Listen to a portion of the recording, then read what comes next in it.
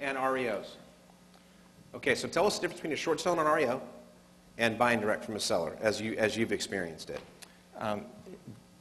Buying a foreclosure property, short sale or REO, obviously is a very impersonal thing. It's all about the numbers, being the highest offer, having the relationship, that sort of thing. Buying directly from the seller, it feels more like driving on a very clogged freeway in the REO and short sale business. Okay. You finally get off on the on-ramp, and you have this entire dry lake bed that you can drive around on. Right. I'm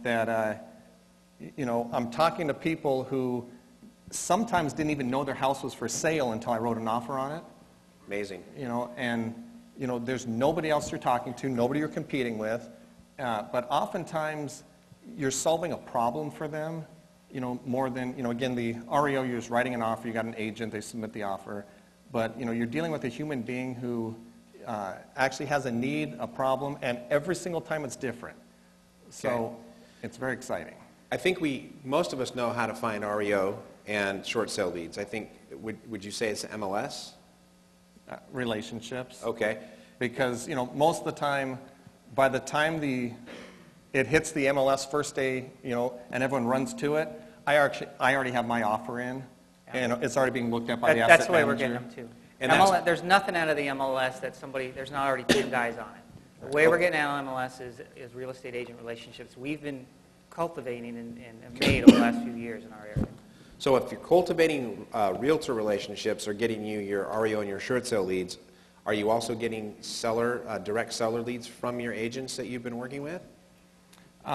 I get the problem houses, the ones that they've tried to sell and there's a problem with it and they couldn't sell it. Sometimes the house is the problem. They're hoarders, so the agent can't show the house, or it's been on the market for a year, nobody wants it, the house is grossing them out. Then they finally say, hey, let's call Derek, he'll buy anything. Oftentimes the situation is the problem. I just recently purchased a property. They called off of an I Buy House sign.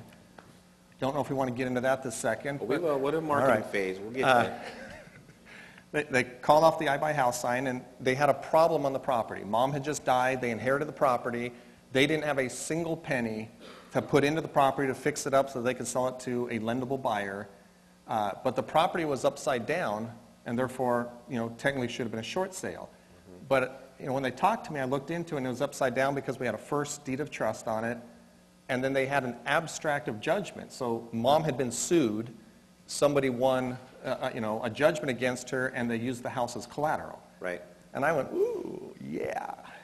So I actually purchased the house subject to the abstract of judgment, which was this huge problem for everybody, and then started working on negotiating the abstract of judgment down. So I took the abstract was $55,000, and I just recently successfully got a $7,500 settlement. So that created a pretty good flip spread if you're going to flip that house. What are we going to do if that judgment, if they were firm at 55? Does it still make sense? I was going to rent it out and keep it because before I closed escrow, I actually called the abstract and I said, would you guys let me make payments on this? And therefore, I just created seller financing. Right. On that 55 grand? Right, so I would just continue to pay on their first. I'd pay on the abstract, and it would have still cash flowed. And so what you can do then is you can actually take the agents that you've cultivated over the years to find you REOs and to find you short sales, and you can make sure that you tell that agent, hey, by the way, I'm the fix-it guy. If you find something that either broken person or broken house or title that seems completely blown up, give me a shot because you've been helping me out so much. I'd love to help you out and take you off that pain. So really good to point out that through personal referrals, you can have agents actually hand you deals that they think are dead, right? Okay, great. 10. When you buy REO, trustee sale, how you buy, what's your number one way that you're buying right now, or which ones are you? Right now, I'm buying mostly direct from seller. I don't do trustee sale because of limited capital. Anybody have limited capital? Raise your hand if you have limited capital. All right, just wanted to make sure we're on the same page. I don't do short sale. If you want to do short sale, call Tina. Is Tina here?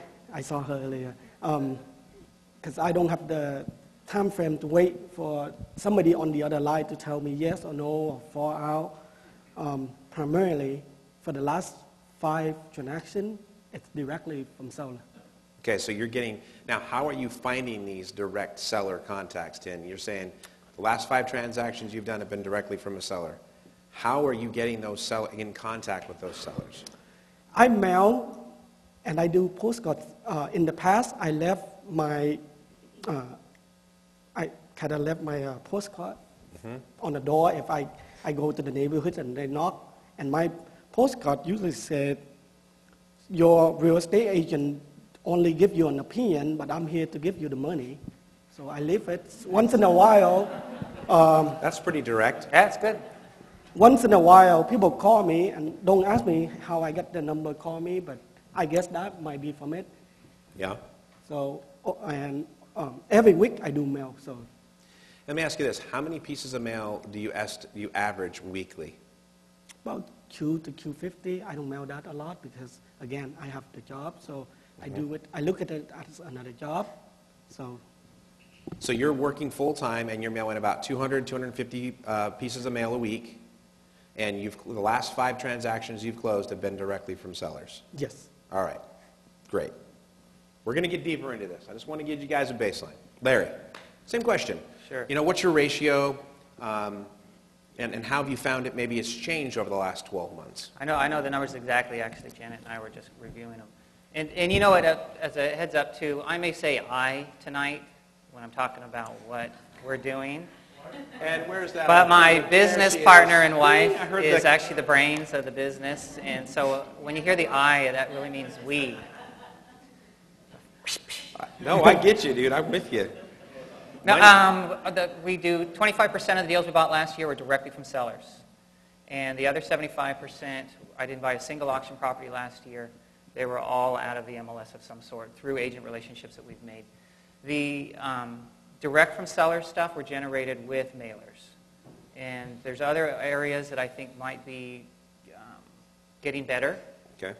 to go direct to sellers, and I haven't got into them yet. And one of them I've been wanting to get into is starting to call on expired listings, get MLS access, yank out those expireds. A lot of those guys probably have an inflated value of what their stuff's worth. We're in an appreciating market.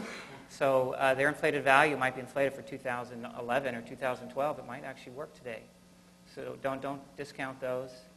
And, you know, the usuals, bandit signs, and I think door flyers, and what Derek's going to be talking about a little bit is an awesome way to do it, too.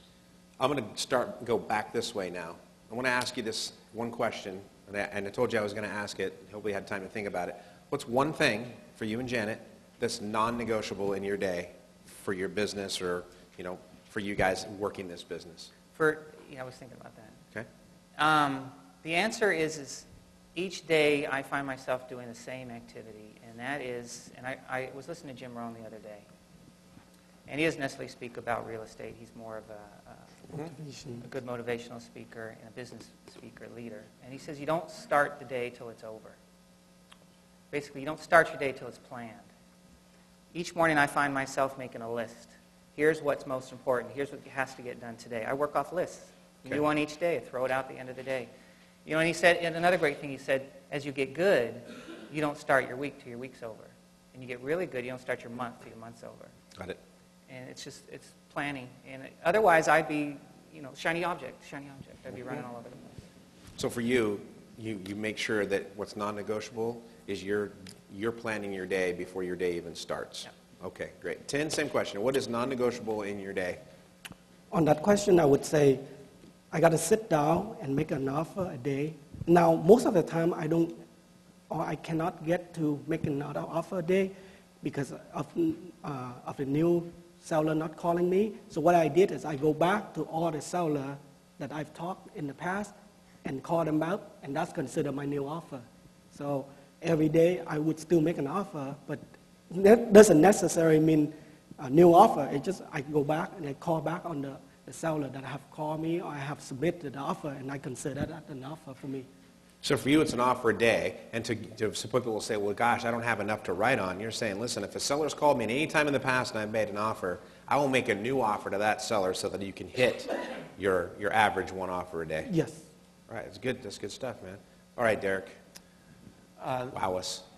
The last couple months, I achieved what I call critical mass, where I finally learned how much can I try to take on versus the hours in the day before you actually start to not be able to call people back, not return those phone calls, and this happens because you actually start to get voice messages that says, "Hi, I've called you 3 times already, and how come you haven't called me back?" And that's your wife. I think my last text to you was, "Are you dead?" Thank you.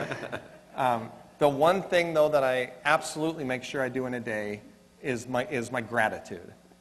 And I send usually via text message because, again, time's limited right now. But I try to make sure that the real estate agents, I actually have bidders down at the trustee sale on my behalf.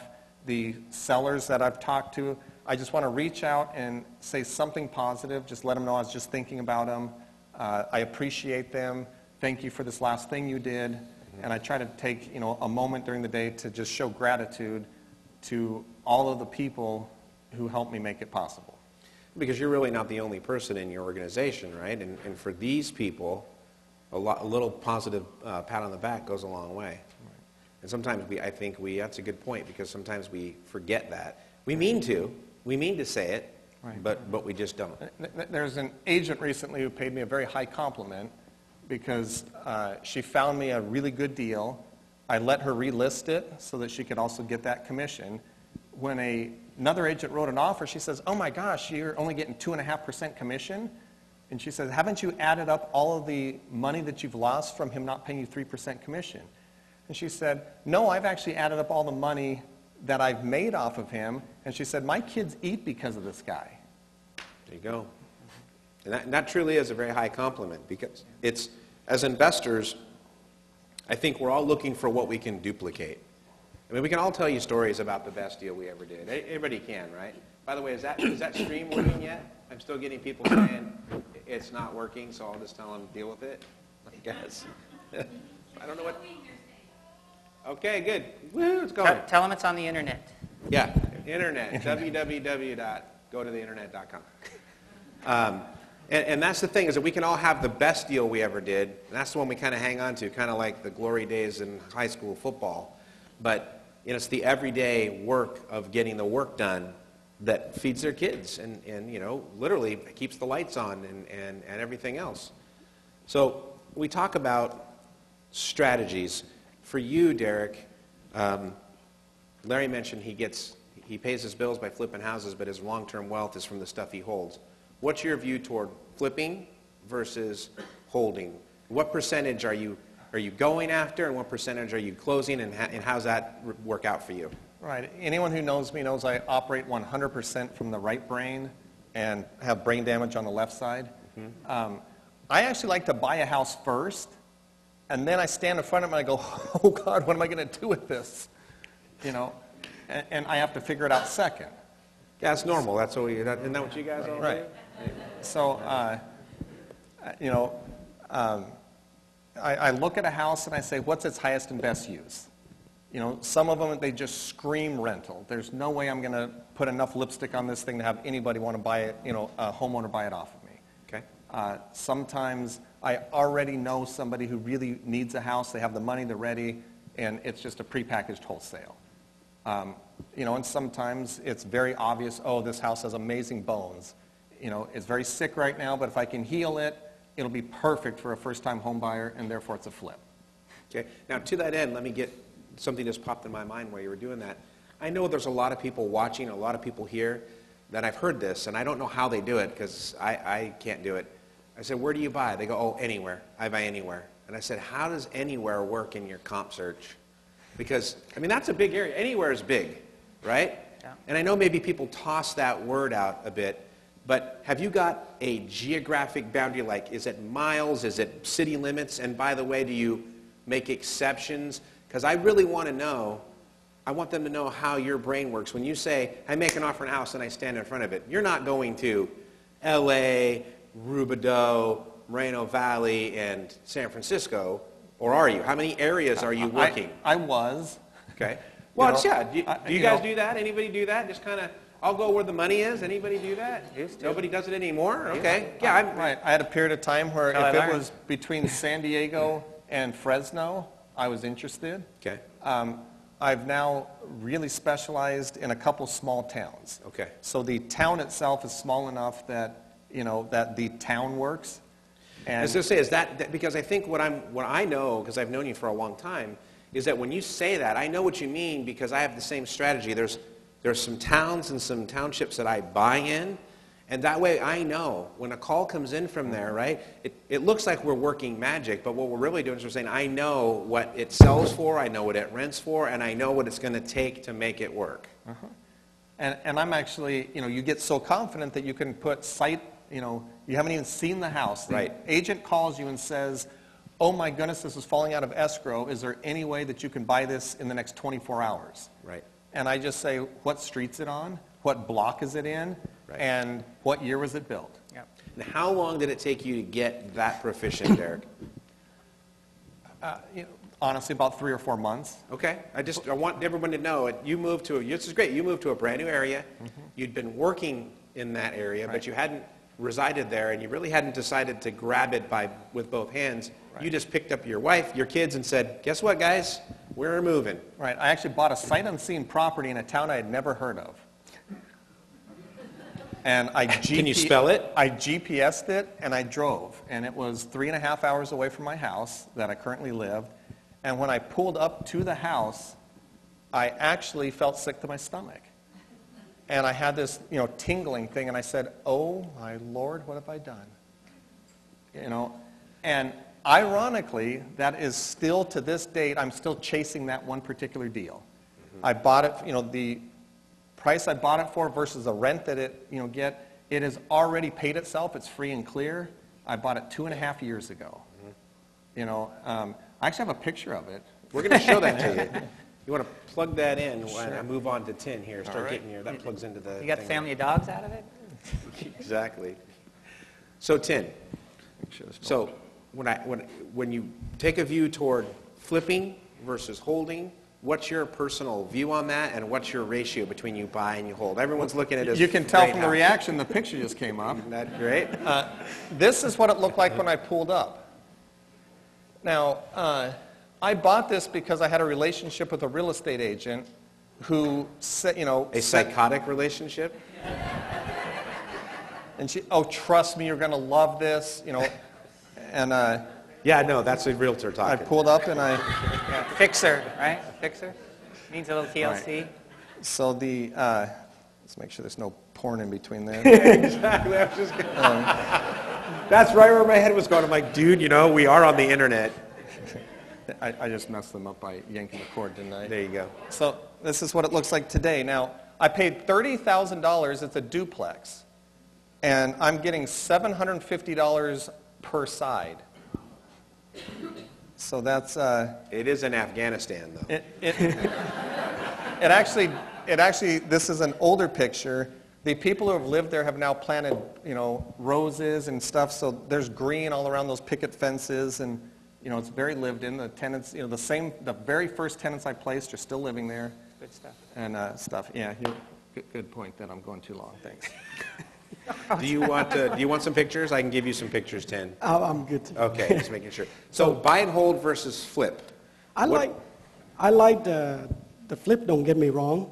Now, if I have the resources, the manpower, and the 25 hours in a day, I would flip the heck out of it to make money, since I'm buying from direct seller, and I don't have to mark up the margin, and it's all on me. Okay. Now, back to whether I like it or not, it's not a question anymore. I like the rental because I look at it, I have a job, I don't want another job, and another job of managing contractor. So I like the other one where the check just keep coming in. It's small, but it keep coming in. So eventually it's going to roll to a big one. So. Now, you actually do some wholesaling as well. Yes, I do. So when you're wholesaling a deal, what is it for you that in your mind you're thinking, okay, is where you said I don't have the time to manage the crew, or how if the numbers don't work as a rental, what does that mean for you? How will you? Some of the house I wholesale, some are good houses. The reason I wholesale it financially, it doesn't make sense to hold. I Okay. couldn't put a hot money loan on, or I couldn't put a private money loan on Okay. and make the cash payment or the mortgage payment every month. Yeah. So that's one of the reasons why I wholesale. Another reason why I wholesale is I look at it as while everyone fighting to get the maximum amount out of that house, I'll get little out, but no headache, and I'll Yeah. move on to the next one. So you're going to wholesale a deal to be done with it, cash the check, and then use that money to fund the business to get more deals down the To line. fund the next house that I'm buying to keep. Okay. So it just basically keeps your pipeline going, and it keeps it paying for itself. So, yeah, wholesaling is another great way. I mean, Derek and Larry, you guys both have wholesaled, probably still do it now, right? I actually wholesaled my first house ever just in December. So Way to go. Well, the it's first. not a business plan for us, but it's something I didn't want to take on, just like you're saying. I'd rather just earn a little bit of money now. Right, exactly. And you know what? You guys develop enough network in this thing that it's funny because as the numbers start going, those people start rising up, right? You remember, Derek, you said gratitude? Do you have people in your life that give you gratitude? They're at the top of your list, I bet. And those are the people that go, I bet you that guy would let me give him a shot at that house, right? I'm going to ask you the same question, Larry, but I know there's got to be a question. We are sitting in Orange County. Can you buy and hold in Orange County and make any money? And if so, are you doing it? And if not, why aren't you doing it? Sure. Good question. That leads back to finding your zone, right? Where are you Okay. going to work? Janet and I we flipped houses in Southgate, in Long Beach, in Norwalk, Palm Desert, anywhere we could find a deal. We were scrambling to get MLS access to that area, pull all those comps. Is this thing really worth that much? Driving around, I'm not missing something here, right? That's not an Alcoholics Anonymous house 2 doors down and the whole street is. There's a street in Palm Desert where every house. It's not one of Val's felon houses, Yeah. right? Just making So, sure. but there's all these little gotchas. If you don't know the area, Sure. that can get you. And luckily we didn't get got. It's a good one. Don't get got. And it made sense to pick a zone. Right? No, I'm just kidding. We figured out, pick a zone, you guys. Pick an area and say, this is my area. Own the area. You want to be known as the person who buys and sells houses in that area. You'll start getting phone calls from people in this room saying, hey, I know you buy in this area. You generate the leads will come in. And you'll get the phone call from an agent or somebody saying, hey, I got a house on Avenida Carranza, and you can say back to them, okay, is it the 5200 block or is it the 5400 block? Because that makes a difference, but you know it. And to be able to make those decisions that fast is really powerful rather than going, was that Toluca Lake or Tehachapi? You know, I don't know the difference. Let me get back to you in 45 minutes after I pull up Google Maps. What was the other part? And you're burning. Well, what I'm saying is, a lot of people are saying, "Oh, well, I want to work in Orange County, but I want to own rentals." And you know, we talked about this at dinner. Yeah. You know, we talked. None of you guys are buying rentals in Orange County. It's not that you wouldn't want to. I think we all determined, you know, what the problem was. And For sure. And as you pick your zone, this is what Sean's leading to, is pick your zone for what you want to do, right? If you want to flip, you may be doing there could be great profits flipping in Newport and Laguna and Alicia Viejo. If you want to hold rentals like I do, I need to find somewhere where the houses could support the debt that I need to put on them.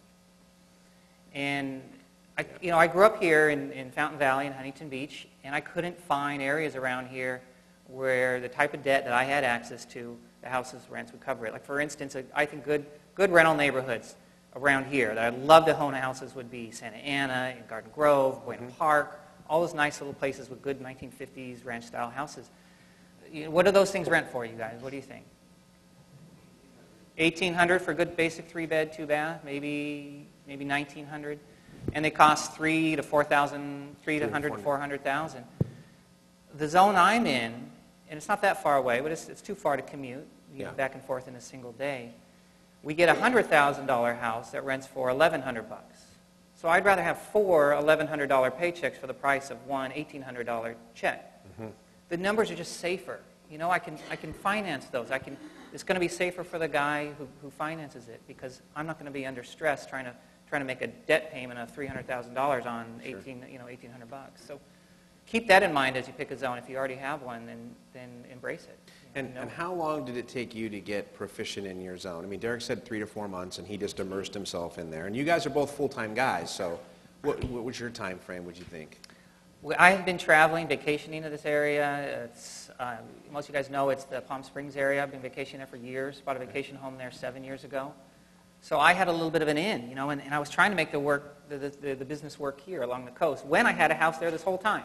It's like, well, I got to stop fighting this. And I was fighting it because, what's the center of industry out there?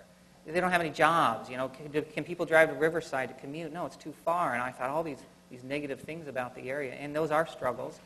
But there's families out there that enjoy houses and will rent and pay good rent. So it works everywhere. People will live anywhere and everywhere. Okay, perfect. Tin, I didn't ask you how long it took you to be proficient. That was one thing I skipped over because you're the guy that has 2 jobs, and I think that's important to let them know. Definitely. Now, what I did is, now anyone in the room can do the same thing. I bought a Thomas Guide map. Gosh, don't you just Google out everything? Of Craigslist. Well, I like it, but there's a I do pro too, and a trust me. con. I was joking with my kids, They were telling me, how did you... Okay, we'll take a quick break here. You guys ever watch that show, Emergency, Squad 51? It's a really old show, okay? But what happens, and Gerald's shaking his head, what happens when they get the call is the chief picks up the phone and he starts writing down the address and giving the guys the map, right, Don? And my 11-year-old said, what's he doing? I said, he's giving him a map. He goes, why don't they just Google it? I said, it's 1965. They didn't even know how to spell Google. So that's funny that you said Thomas Guide, because that's how I grew up with that. I don't even know if people know what that is anymore. I didn't know there's some It's business. a map book. That's why I got it on Craigslist. Well, I make a photocopy of it, and I keep it in my truck. So what I did is I drove with my friend out on every day. He's off, I'm off, and we start giving this area that we want to do business in grade A to F, A, B, C, D, or F. And then we start driving down, up, and we start grading them A, B, C, D, or F. And along the way, we writing down the address of vacant houses as well. So that's one. So you did the driving for dollars, is basically. That reminded And me of then something. grading our neighborhood. So when somebody, if I was going to wholesale something, and in that neighborhood, the map is already, we give a grading for it. So. Yeah. Bruce Norris reminded me, you were just reminding me, Tin. I was talking to him about picking a zone and trying to focus, and he said, well, here's a great way to learn a neighborhood. And I go, well, what do you do? He says, if you have MLS access. Yes, I do. Okay, go in there and gradiate the houses within $25,000 to $50,000 price ranges. Just go see 5 in each price range. He says, you'll know an area like that. That's good. That's really good to know, because Or you can just buy a house and then figure out where it's at. Yeah. that's obvious, though, Derek. We already knew that one, and then you had to go and state the obvious. Right. That's you, Derek. I always know. He's not kidding. I know. Brentford. Really, that is. Just jump in. It is real estate. My wife was Googling sleep aids, because apparently being married to me, she has chronic insomnia from the stress. Can't believe it. Oh, bless her heart. She's a saint. Is there an end to that story, or are you just No. telling us that? Okay. What it's like to be Derek. Yeah, it's just Derek's life. So let me ask you this: when you do you market for seller direct deals? And if you do, what is it that you're doing specifically for that? Right. 6 months, 8 months ago, you had one of your postcards that fell out of your pocket. I grabbed it, snapped a picture of it, handed it back to you. And I immediately went and sent a whole bunch of those postcards out. Right. Bought a couple of houses off of that.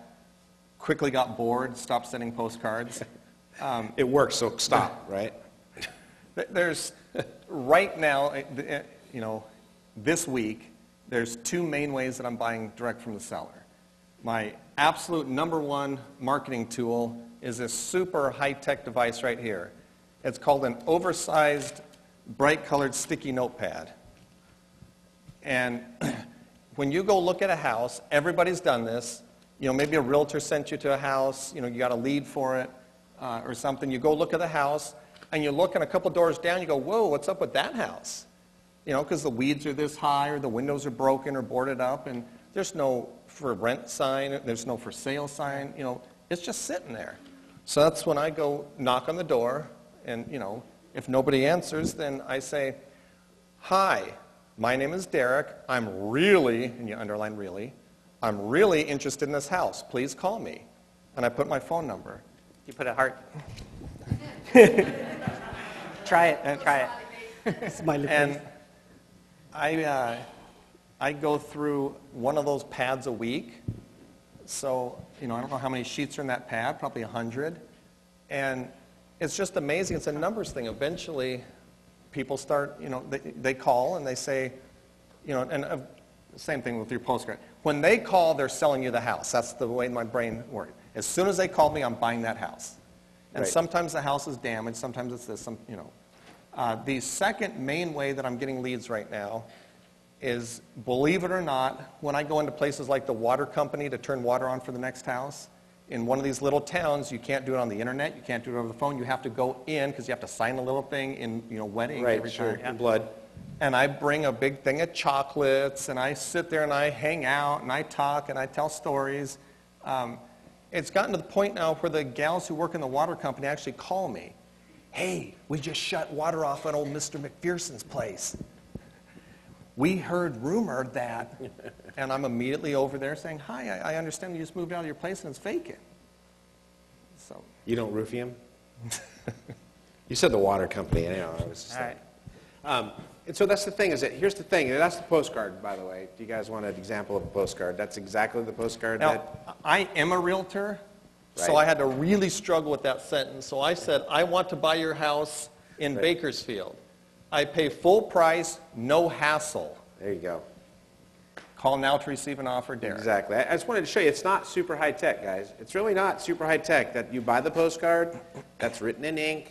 I just highlighted those words. It's you don't have to prepare to get prepared to prepare to send your postcard, and that's what I think a lot of you do.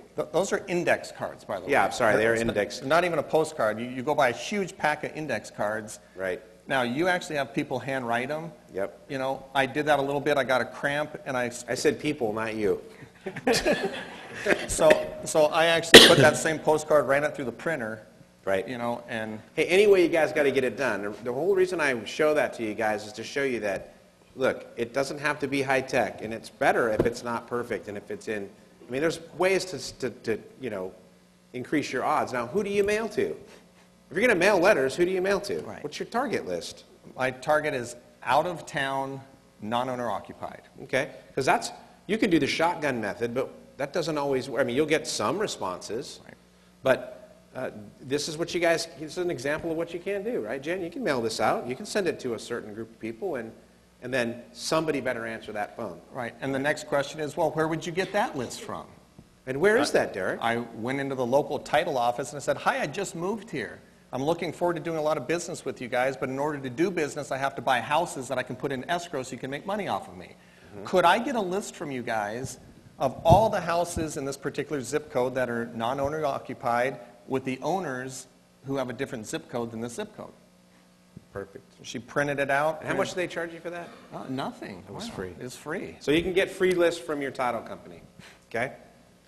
So Tim, what are you doing to market to sellers to get them to call you?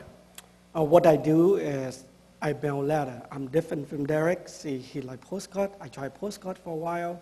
I don't like it. I think they have a 3-second lifespan. Okay. So most American people sort their mail over the trash can. So I took a different approach. And somewhere I just got fascinating with marketing. I started reading books. And somewhere in there, I started writing letter, and my letter getting longer and longer and longer. And there's a saying, the more you write, the more you buy, and I believe it. One time I bought a house, and I never talked to the seller, I never met him, and it's just a letter back and forth, and eventually I bought a house. So I believe in the longer you write, the more you will eventually buy a house. So you like the letter, the yellow letter. Yes, Okay, and you send 200 to 250 a week. yes. All right, and so, and your response when they call, now do you answer your phone live, or how do you handle it when they call? If I can answer it, I will answer it live, because there's a different method. Some people, like Sean, prefer to have an assistant. I'm different because I want to hear the seller, listen to the tone, listen to the background noise, listen to the angry in that seller or the frustration in that seller, and I want to experience it. Most of the time I tell my wife, hey, I just got somebody yell at me today, again. See, it's a sickness, and it's hard to explain. I'm sitting here getting all goosebumpy. Yeah, I want to get one of those calls too, right? Look at Derek smiling from ear to ear. Like, that's what it is, right? You want to take the call, because when you're the quarterback, you want the ball, right? You want to have the chance to make it or blow it. So, but you work part-time at this. How do you handle that? To the people who say, oh, wait, I need a super great voicemail system, and I have to have an LLC, and I have to have a professional marketing. You know what I'm saying. How do you handle that? Well, it's very simple. Majority of the time, I pick up the phone call while I'm at work, and I said, look, I'm in the meeting. Can I call you right back? Well, it's a great way to do that. Can I get your name and number, and I'll call you right back? And then I just write out really quick, and I'll call back later. You're not a surgeon, are you? No. I want to make sure. Like, hold on a sec. I'm in the middle of something. Literally, right? Okay, so when people call and you're at work, you'll quickly answer the phone and say, hey, I'm in a meeting. Can I call you back? I'm in escrow, closing another house, whatever. I'll call you back. The lie I use a lot is I'm driving. You can hear the noise, and I don't have my Bluetooth with me. Can I get your name and number, and I will call you back because I don't want to get a ticket. Fantastic. Yep. Now, Larry, do you do any mailing with your phone number on it? At all, any kind? I do. Yeah, and I take the calls, and actually I just pulled up some of the call. I have a funny call. You have a funny call? Yes. Put it on your mic. Let's see if Okay, let's see if we can hear it. Miss Pamela Hernandez, you keep sending me notes about my house on Fairway Drive. I am not interested in selling, and stop please sending these stupid notifications as to whether I'm interested in contacting you. Take me off your damn mailing list. I couldn't have said it better myself. Right? That's what we deal with all the time, right? Yeah. You're going to get that call. And you bought that house, didn't Yeah, you? no, actually, her name didn't match my database. I couldn't identify her. She didn't tell me what house. She's still on my list because she didn't identify herself. You see, that's the call that we want to be able to take live. How many of you felt uncomfortable hearing that call? Yeah. Be honest with yourselves, right? You feel uncomfortable hearing that call. You're like, oh my God, I will never do that because they say that to me. There's a way to think about that. Yeah. Those used to upset me, but I heard it from one of the brilliant people that we've learned a lot from. He says, if she's getting upset, think about where we're coming from. We're telling her that we like her house. We like what she's got. We want to pay money for what she's got, and she's choosing to be upset over that. She's a little messed up. It's okay. There's messed up people. I remember when I put my first batch of letters. Okay. I actually, when the phone would ring, on the yellow notepad, and it used to be the letters, I have a Google Voice number. I only use that number if I put that associated with the lead. So when the phone rings and I don't recognize the caller ID, you can pick your phone up and it actually says, call from Google Voice. You can identify it. And I know that no matter what I'm doing, I'm going to step outside of the water company where I'm eating chocolates or, and I'm going to answer that because that is actually a hot lead off of probably one of these notes or in the old days a letter. And I remember when that used to come up, I'd actually feel dread and I'd want to hit ignore. And so there is a learning curve to getting excited about, now when we see that lead coming, you get really excited. And I go, oh, yes. Yeah. What I've found that works well for Janet and I is actually I take all the calls. That's my duty, yes. What was that? Yes. And I let them know that I'm happy that they called and I want to talk to them. But if it's Saturday, I'll be like, well, this is Saturday. I don't work on Saturdays. I'm spending time with the family. Can I have your phone number? Which house are you calling about? I'll call you back on Monday when I'm back in the office. And I want to set from the beginning. I'm not starving for your house. You're calling me for my service. Now, how long did it take you to get there? Have you always been there in that mode? No, that brings up. I want you to look out at the faces right now, Larry, and look at how many people just got the constipation face when you said, yeah, I just tell them, no, I don't work today. Yeah. How many of you guys, even if you'll raise your hand or not, are like, oh my gosh, if I'm getting seller lead calls, I'm taking them I'm taking them out Saturday at 1 o'clock in the morning. You're sick, I know. Right? See? And so I want to acknowledge that because I know there's a lot of people out there that'll say, look, you spent money and time on advertising, Larry, and the call came and you told them what? You told them you're busy on a Saturday? Are you insane? Yeah. So tell me how that fits into your plan. I mean, really, this is from a psychological perspective, I want them to understand how you got there. For sure. From where you started. You haven't always been this self-assured, right? Yeah. Well, in real estate. It was losing a lot. It was spending a lot of time spinning my wheels and getting nothing. Okay. That's how I figured it out. You know, I'm a little dense, a little slow, but if I have enough pain or lose enough time, I'm going to figure it out. Like, for instance, the big mailing houses, you know, the Aaron and Ryan, the guys who have the other club out in Ontario. Those guys talk about how they send 1,000 out a week. Yeah. They can't answer that many lead calls, so Sure. they have filtering systems built up, you know, through voicemail, through this and this and this. Why do you guys do that? Why don't you answer them all? Well, it's too many. We need to find just the people who are motivated. All this is just a filter. Okay. If that person's going to call me back on Monday, they are interested in selling their house. They're not calling me for a free appraisal. You know, all this types of mailing and stuff, you'll get people that'll say, well, you sent me a card. What's my house? How much you give me? You know, Right. and they'll want to throw it in your face. And you have to deflect that right away and say, yeah, I don't know. $1 million? What do you want? You know, you got to turn it around right exactly. from the start. So all of us have talked about this, about it's not getting the call, it's getting the motivated call and taking it to escrow.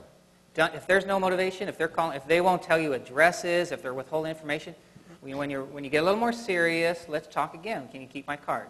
Thank you. Or can you keep my number? Or whatever it is. And that's really important. Don't guys. feel bad about firing them. You know, they'll come back. That's really important because, you know, somebody asked me in the bonus session, Georgette asked me, you know, wow, what if, Sean, they call and they're really belligerent and they're really mad? What do you tell, because I have call screeners, right, that take the calls. What do you tell them to do? And I tell them the same thing. Don't be afraid to just listen to the click, right? Hang up on them because they will call back. And here's a very interesting point I want everybody to understand. When any of us are generating inbound calls through a letter or a postcard, I don't care which medium, I want you all to take a second. Anybody even get snail mail anymore? We all get it. And usually we're waiting for a check. That's really the only thing we care about, right? And Tin is exactly right. We sort our mail over the trash can, right? All right. So think with me for a sec. When was the last time you got a piece of mail with a phone number, not a website and not a text thing, but a phone number, and you actually took the time to dial the phone? Think about it. I had one guy said it was for LASIK surgery. I had somebody else say it was a sweepstakes, but very few people. Raise your hand if you've actually taken the time to dial something off a piece of mail. Look at how few people. So I want you to understand, when we're getting calls off of mail, do you think that they accidentally dialed you? Think about how much it took to go to their mailbox, not throw it away, go to the actual phone and dial 10 digits. That person, whether they know it or not, Gerald, is motivated to talk to you. And by him saying, you know, it's Saturday, I don't work on Saturdays, let's do this on Monday, or by Tin saying, I'm in a meeting right now, I call you back. Some of you are saying, oh my gosh, I will never let that seller go. I will cherish that, so you will stalk that seller until you trick them into selling their house. And you're not thinking of it the right way. Now, this is not like dialing out. See, dialing out, we changed it a little bit. This is inbound calls. I just wanted to make sure because that was exactly, you know, again, it takes a while to get that feeling and realize that they're calling you because you told them to. Yeah, remember, I didn't come up with this either, but remember this. You got a pile of cash, they got a house they don't want. Right? Yeah. One thing I love to say when they get all squirrely on me. Oh, what's, Hey, buddy, you don't even want the house. Why are you trying to sell it to me, right? I mean, that's the reality. You're trying to sell a thing. You're trying to shove this thing off on me. How do I know it's not haunted or something like that? or the old Jack Miller used to say, you tried to buy my house with your cash? Exactly. Or you tried to buy my cash with your house? Right.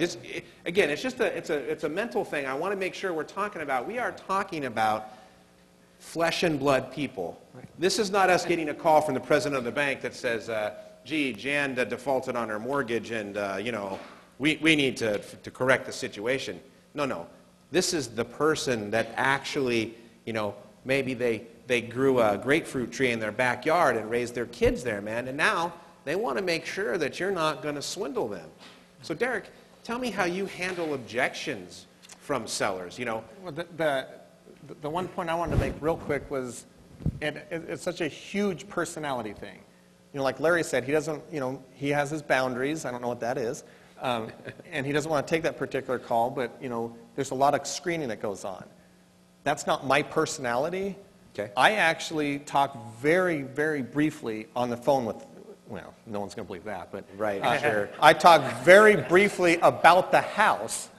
I ask them after about 30 minutes of me talking about me, I say, you know, what's the address of the house, and can I meet you tomorrow at 11? And I'll go out there and I want to go see the house. I want to go talk to the person. I want to, you know, look at them face to face. I don't even know if it's a good, clean lead or anything, so someone might say I'm wasting my time, but it's a totally different method because I just recently had a lady call off of one of these sticky notes that I left on the empty door. Her father had just passed away. It was his house. You know, I didn't actually end up buying it because that wasn't in her best interest, but I, you know, referred her to someone where it was in her best interest. But then I bought the next door neighbor's house because she told them all about me, and then I bought her brother's house. So I got in front of her, you know, I was able to make a difference, help her out. So, but that's my personality. You know, if you're, you know, an analytical engineer type or whatever, you're going to have an access database and you're going to, you know, have all this sort of stuff. If you're more like me, you actually want to get inside the house and you want to smell that cat pee and, you know. Yeah, that's a good one. That smells like See, money. exactly. I'm opposite. What I learned about screening the calls, the screening is I have to believe there is some motivation before I get in a car. I got to believe that they actually have equity and I'm not walking into an underwater thing. So I resist getting in the car. A lot of times, come on down, we'll talk. Well, tell me more about the house first. Well, let's just come on down, and sometimes we'll go back and forth. He's trying to get me off my desk. I don't want to get off my desk unless I know you're serious. We had a call come in on Wednesday. Call came in at about 6 o'clock. And it's for a home that I marketed to. And she said, I drove in to the desert area from Murrieta. And I want to drive home tonight, but I also want to sell this place. Great, well, tell me a little bit about it. You know, and you're there now. And I go, well, when you get ready to sell or you decide you really want to move forward, she's like, well, no, can you come over now? Because I want to go home. I go, well, I don't really want to come over. I'm like 10 minutes away. Is there a chance we can, if I come over, I mean, can you sign something, and if this makes sense for you, you're gonna say yes? She goes, yeah. I went over there, and she said how much she wanted. I asked her how much she wanted for it. $85,000. Okay, $85,000 works for us too, actually. And the reason why I know it worked so quickly, I didn't want to scare her like I'm saying yes to everything she wanted. The reason I know is because I've been shopping this neighborhood, and I know $85,000 is a good value for this house. I can't pay it to you all at once. You know, you'll have to carry the financing. You know what that is? Yes, she does know what that is. Okay. Well, I could give you 10% down, about $9,000, and I'll make you monthly payments of $340. Janet and I were talking about the numbers on the way over here, so we know that's a number that's safe for you and safe for us. You know, we never want a good line. I love this line. When you're talking about monthly payment amounts to somebody to buy their house, is you got to keep them safe. If they're pushing you to pay more a month, that's in their best interest. And you might think that's opposite. Well, if they want to collect more money, why wouldn't that be in their best interest? It's in their best interest for your payments to be low because you do not want to be receiving payments from somebody who's under stress because they have a negative house. And so I love to tie that to what I love to say that what you said, and I also say, listen, your income, your guaranteed income is only guaranteed if I succeed. So let's be realistic. You're right, I need to make sure that this payment doesn't choke me, because if it does, then you're going to stop getting payments, and then you're going to get this hunk of junk back. Yep. And that's when they go, yeah, I think the lower payment works out pretty good, because they don't want to smell the cat pee anymore, right? I like Derek. So that makes a good point to say, it's funny that, you know, you're saying they have to basically, you're making them sell you on their house. You're saying, hey, convince me to come out of my, my office. And Derek's saying, yeah, I'm at your front door right now. Like, right. I'll sleep here in the sleeping bag, right? Exactly. It just has to happen to do with their motivation. And then 10, yours comes from, both these guys are full-time. Yours comes from a whole other place where I like your technique is, You don't have to tell them, but it's like, I don't get off work until so-and-so. I couldn't even come over there if I I'm wanted to. totally different from Derek and Larry here. I hope when, so. When my objection come in, I usually talk past them. I didn't want to hear anything. I'll put it on paper. I write a whole objection of how I'm going to handle it on paper and send it to them. And then I will follow and go through my objection along with them.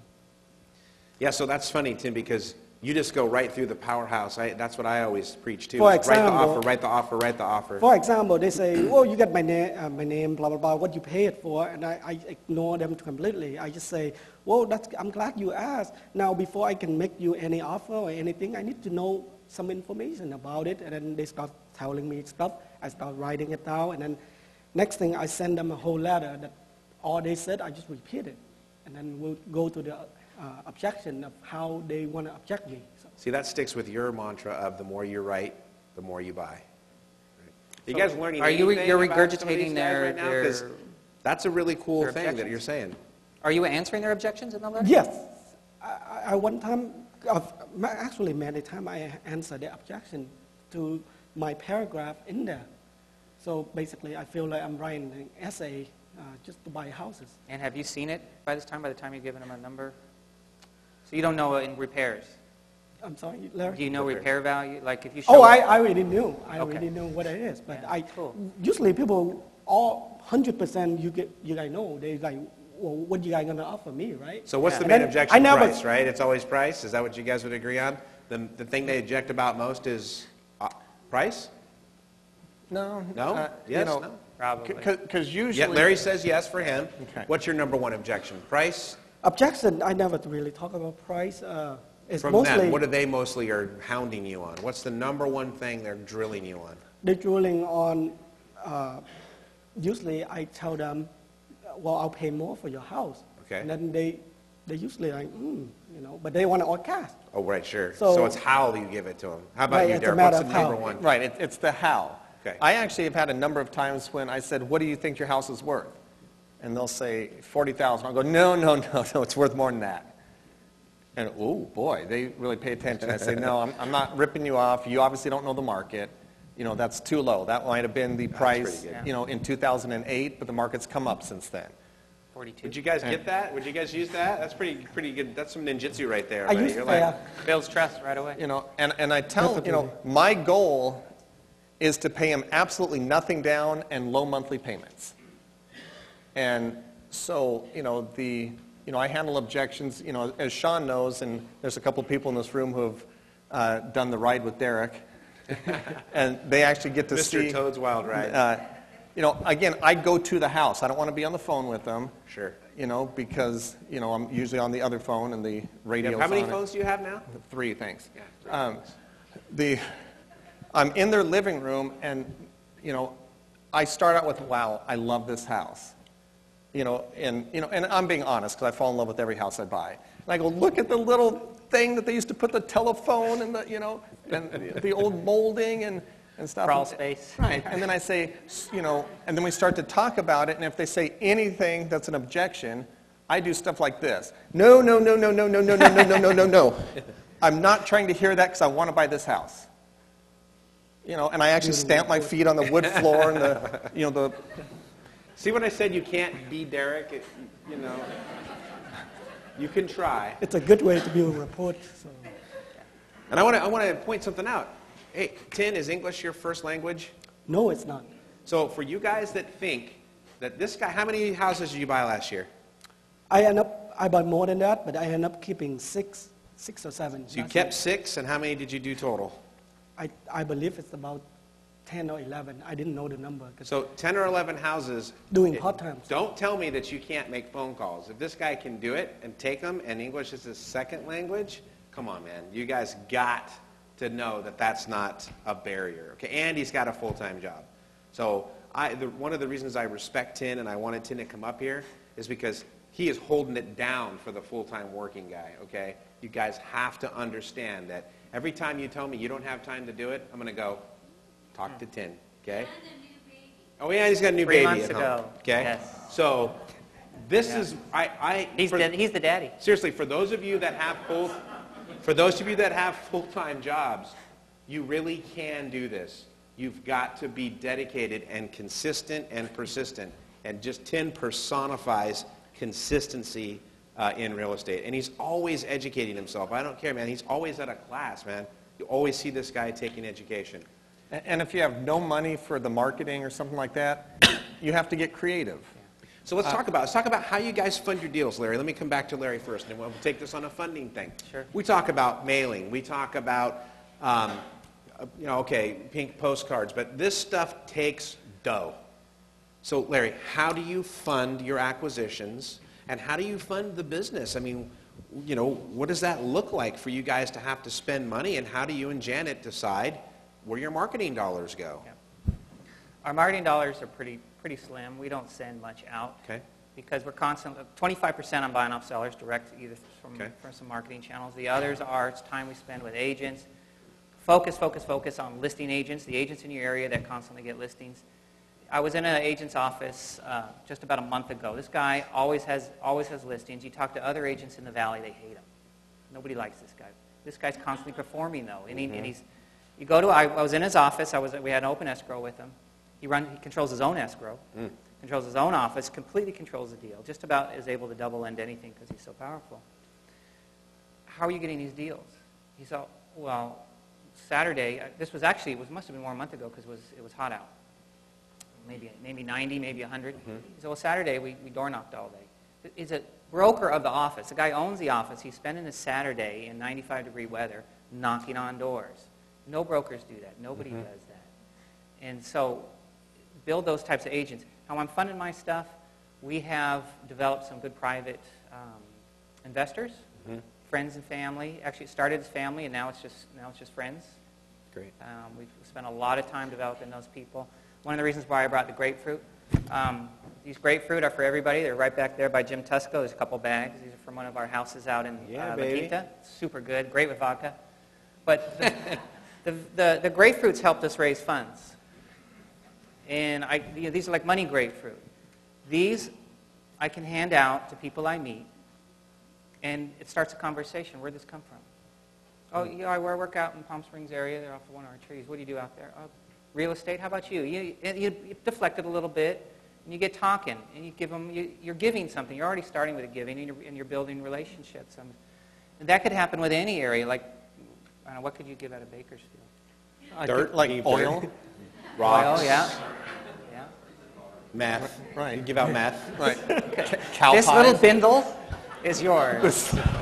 This $20 rock is yours. Now, I was thinking Bakersfield because a friend was there. She works for Apple, and she's opening up the new Apple store up there. And she said it was like the biggest Apple opening ever. She said everybody in the town went nuts. 7 of And them? she came back with these toffees from that area. She said, oh, they're world-famous toffees that are made in that area.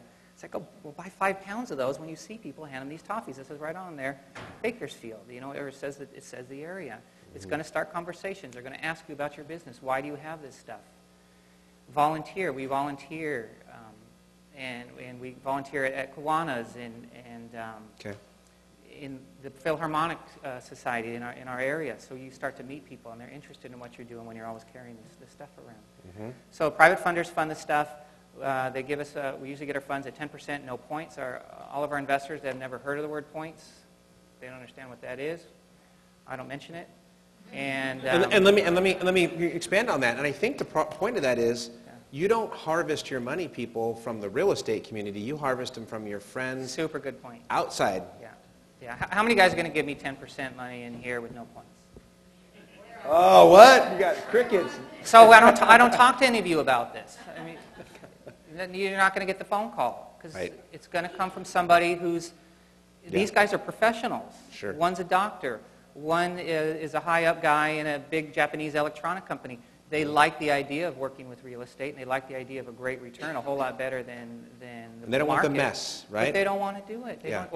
They actually wouldn't mind doing it. They don't have time. Yeah. They're busy making too much taxable money, So we fund that way. That's usually short-term money. Maybe I can let those ride for 2 or 3 years. But that 10% is a little heavy on trying to hold something long-term. Sure.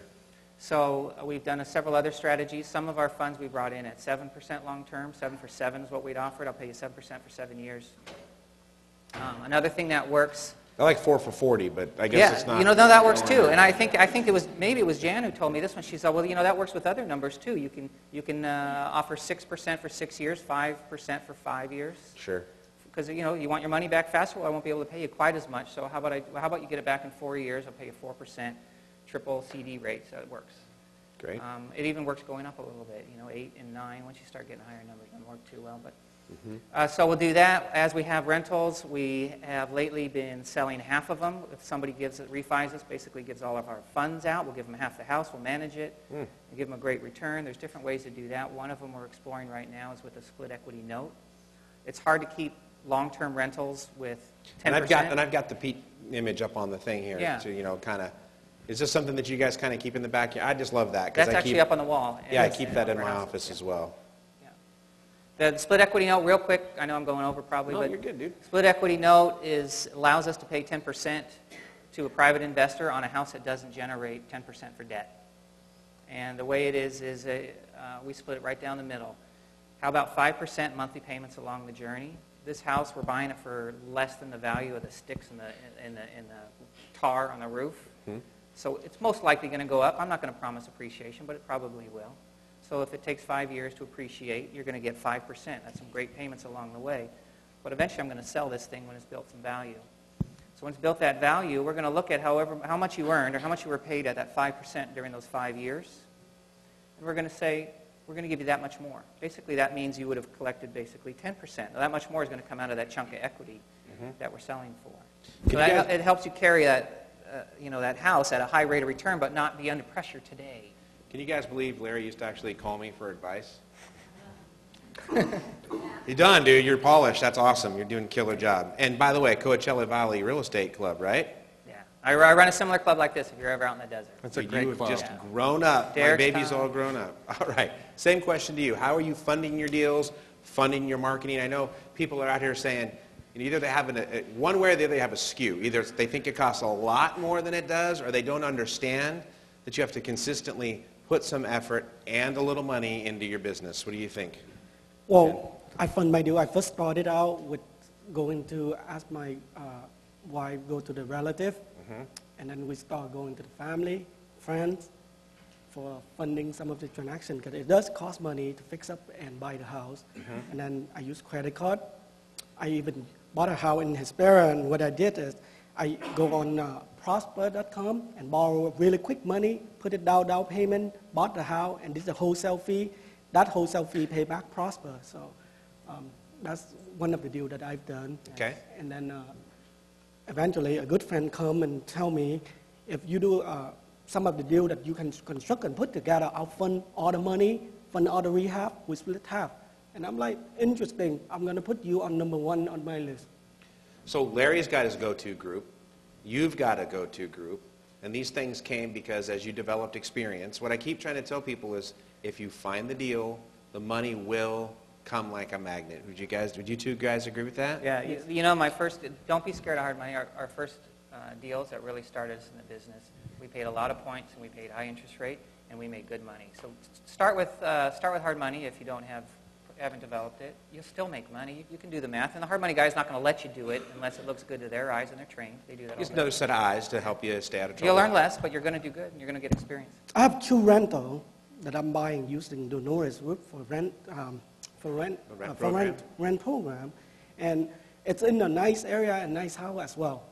And the reason I did it because I do not afraid of taking on that 12%. But what I do is I'm going to go ahead and capture the equity, capture the house first, and then go and find my friend, relative, family, go and I'll put them on the title and refinance with their job. Okay. And that's going to get the cash flow. So I might not get the cash flow in the beginning, but once I refinance it, I'll get the cash flow. And I'm happy with half the house or 3/3 of the house, better than no house. So. Right, because really getting the inventory now is really the name of the game. Because we don't get to do any of this fun stuff if we don't have some control. Would you agree? Now, Derek, how are you finding and funding your market and finding the people that fund you? How's that developed for you? Well, for the funding, you've got the the advertising money, and you know that I'm a notorious cheapskate for that. Yes. So recently, somebody in my little market, You guys got to pay attention to this one. somebody in my market, you know, you start to be very protective of your farm area, and I thought about those bandit signs. And I actually went to a print shop and I said, how much is it going to cost, you know, because to put up enough bandit signs that you have a presence, it was hundreds and hundreds of dollars of those cheap little corrugated plastic signs. And I thought, gosh, I'm not going to pay that. Well, recently, somebody plastered my farm with their I Buy House, you know, signs, and on every telephone pole up and down the road. And I thought, wow, thank you. I went to the print shop, and I put, I'll pay more. And I just stuck a sticker on every single one of their signs.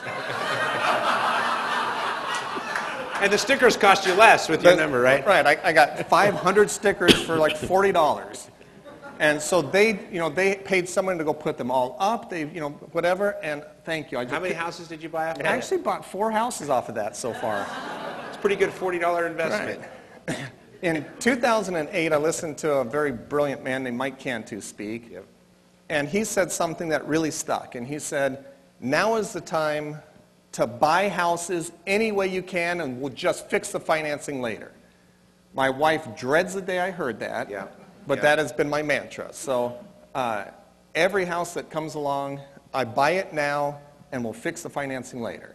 I just recently purchased a 6-unit apartment building at the trustee sale, and at the moment I was the winning bid, I had not a penny in the bank account.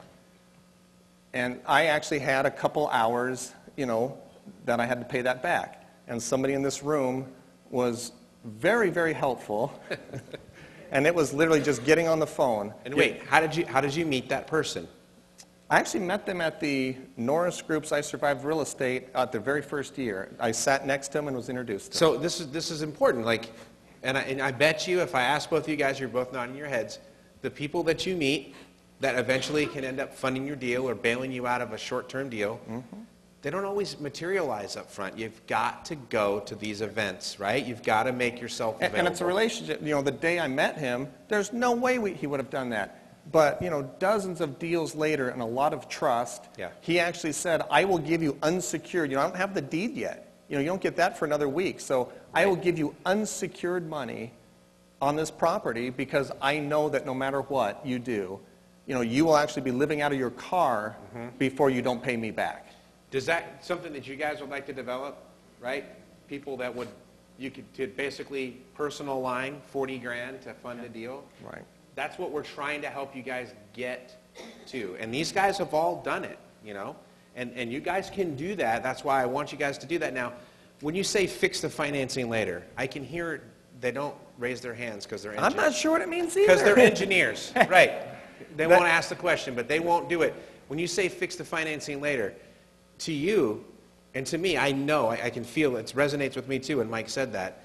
It's because you're not buying gold or silver or bonds. You're buying real property. And by the way, lately the stuff you guys have been buying, can you even build a dang new house for what you're paying for? Not even close. No. That's what I'm talking about. You can't even replacement costs. We are buying property for less than it would cost to buy the lot and put the sticks and bricks together. And you it's know driving, that it's crazy. when you insure it, because I'm purchasing something for, let's say, $40,000, and I have to insure it for $160,000 Right.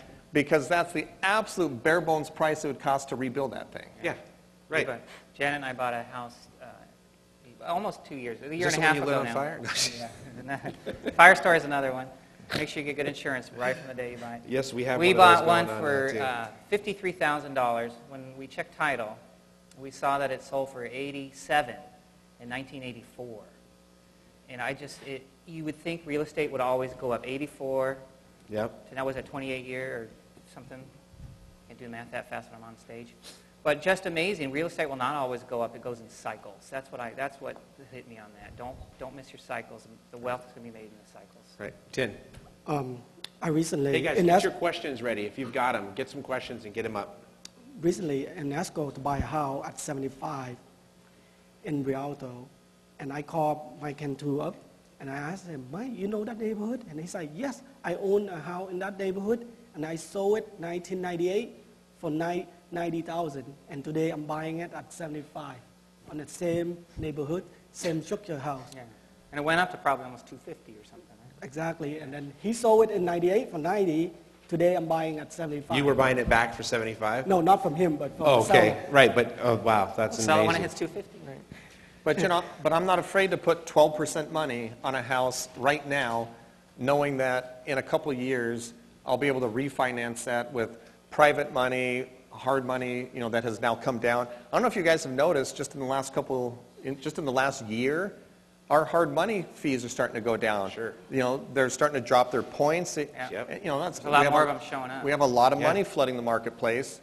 You know, that's just gonna get better and better. Eventually, a bank might look at me and think I'm lendable. I doubt that.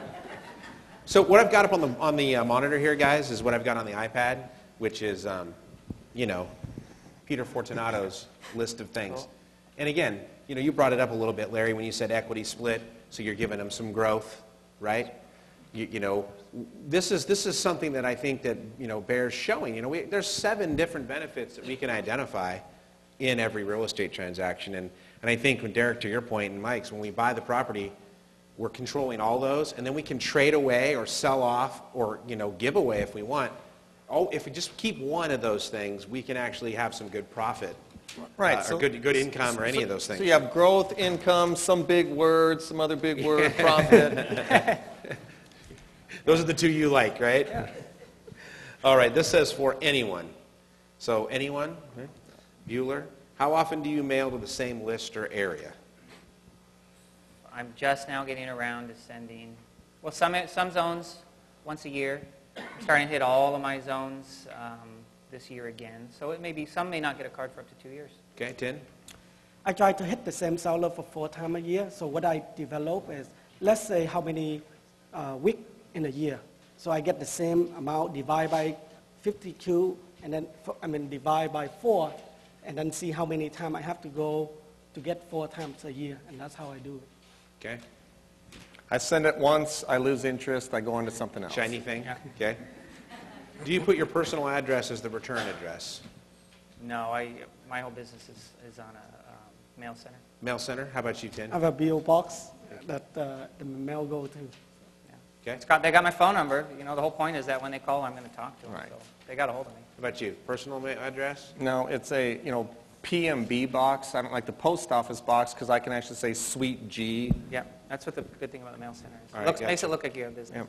That's what I did, but I call it PO box, but it's Oh, actually you, sweet. you knew. All right, this doesn't have a name, so again, for all of you guys, is every deal you do the same or similar? Is there a pattern you follow? No? No, each deal's a lesson. Okay. Yeah, definitely. After taking phone calls, let's say if you do marketing and you start picking up the phone yourself, you're going to find yourself saying the same thing to these people because they're going to have similar concerns. You know, are you for real?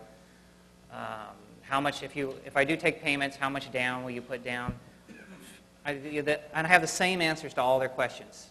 I'm going to I'll tell you what, I'm going to put as little as I can, and you're probably going to want me to put as much as I can. I bet you we can probably find somewhere in the middle that works for the 2 of us. That's I say that sentence probably 4 times a week. right. Yeah, so it's just, Did you guys pick that up? Say that again. How much are you going to put down, Larry? looking at it from my perspective, Sean, I'm going to put as little as I can down because I'm going to keep some of that money to fix your place up. From your perspective, I bet you're going to want as much as you can get out of me. And Right. so I bet you there's ground in the middle that'll work for both of us. See how easy that is, really? You hear a guy that says it on and on and on, and again, when we started, it was with scripts, right? All of us talked about using scripts, and then what happens to the script? It's evolved. You didn't know it. It becomes an internal thing. So, and how about for you? I wish every deal is the same because my favorite deal is never talk to the seller, just writing back and forth and end up buying a house. But not every deal is the same, just like not everyone wear the same size shoe. So I did a deal recently. It's one of I talked to you about the lean. Yeah, the lean, city leans, yeah. That was crazy. The Howard 180. And I end up making an offer at 90, then we go to 60, then 58. Wow. Then I end up buying a house at 58, and the house ARV is 180 to 200. That's appraisal. So, Right, and again, it had some liens on it that nobody else yeah, wanted to subject to the touch. lien. It was crazy, so no, for you, you don't have a pattern you follow. You just basically, as Larry said, you're having a conversation, and you're trying to see where it leads you, and you're ready for whichever eventuality it takes. You want to add anything to that, Derek, or pattern you like to follow? There's a huge pattern in the type of house that I buy. Okay, that's fair You enough. know, so it's very predictable. You know, I've actually gotten a phone call and I just said, you know what, that's not the type of house I'd buy, thank you anyway. Do you have anything else for sale? Correct. I use that. You know. And who do you kick those houses you don't want to? Do you have like a tier of people that you kick them down to? Absolutely a tier. Okay. There's a guy in the room here, you know, that I didn't even have the thing under escrow or anything. I just gave him the lead. And when he closed on it, he sent me a really nice check. He went so far to the top of, you know, Yeah. that list. There's like one guy on the list now. It's probably Right. That's very good to keep doing that. Yes. Yes. All right. This one says, for those of you that use bandit signs, what do you, besides other stickers on other people's signs, what do you put on your bandit signs? Let Are me you guys doing those? I do. I said vacant or occupied, I'll buy them all. Vacant or occupied, I buy them all. Well, we buy house. I just elaborate, but I say we buy houses vacant or occupied. I know Derek probably have a different one. Your house sucks, sell it. That might get some calls. You try something different. Got P, call Derek, right? Or something like that. Well, Are by you the going to way, show us what you have on your bandit signs? Yeah. Is that what we're waiting on Yeah, here? that's, every single time I purchase a house, I stick a sign on it, and that generates its own leads. It's not actually a bandit sign because it's on my own private property. So you can see, you know, it says I buy houses fast, easy, friendly, call Derek. What does it not say? It doesn't say I buy cash. I'm not paying cash for your property, you know, but so that's the...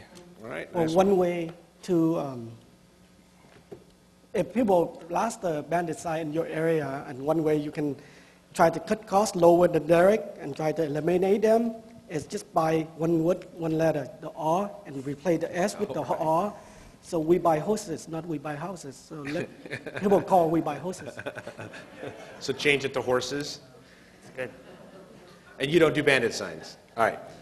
10, this one's for you. What is your mailing criteria? For example, is it 50% equity, absentee owned? And the second part of that is, do you have an average amount of deals you get after a certain amount of money or mailers spent? So I guess they're asking for your hit rate and what kind of list you mail to. I wish I know that answer. Now, I'm not too techy. I don't keep track of the call, the phone call. My happy day is I'm able to get a seller to talk to and get an offer out.